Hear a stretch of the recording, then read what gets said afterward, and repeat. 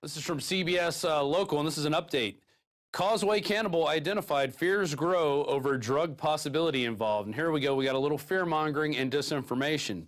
The suspected cannibal has been identified by Miami-Dade County Medical Examiner's officer as 31-year-old Rudy Eugene. Eugene may have been homeless at the time of the attack, and his last known address was northern Miami.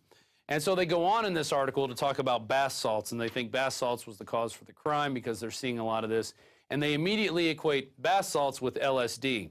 And if you go look up what actually is in bath salts, which they aren't even really bath salts, they just call them that so they can sell them to you.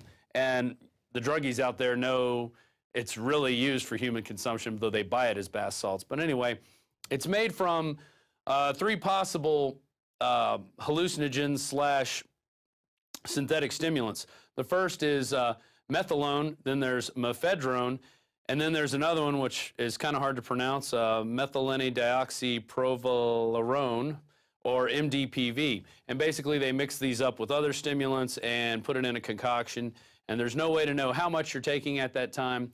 So it's probably, this guy was on one of these things, none of which is LSD. And so all 3 of these ingredients have recently been listed as controlled substances, and there's legislation in place to make them illegal, so possession of them would become illegal. Interestingly enough, these were all, 2 of them were invented back in the 60s. One of them was in 1929. So these chemicals have been around for a while.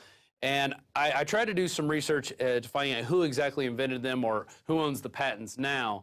And I couldn't do that in the time limit that I had.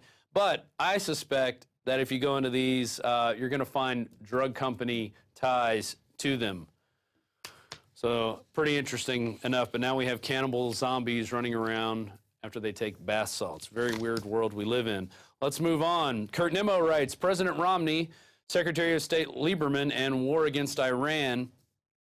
And this is an article that talks about who Romney is going to pick as his Secretary of War. And it could be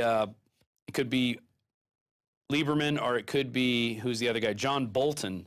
Those are the other 2. So you know, if those guys, if Romney wins, you know those 2 are going to be both pushing for a war with Iran.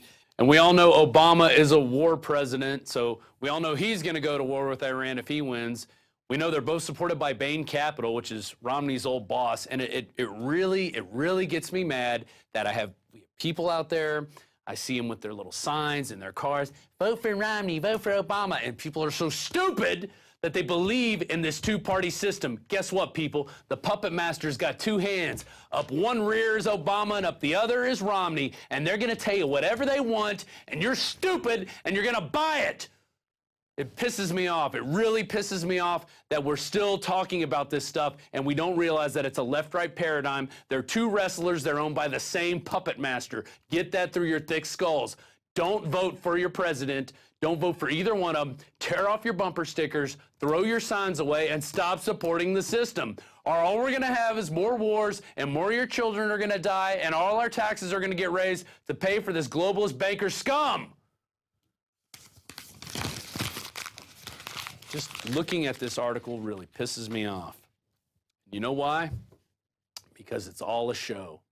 We're all part of it, and we all need to wake up and grow up and start talking about who the real people are out there.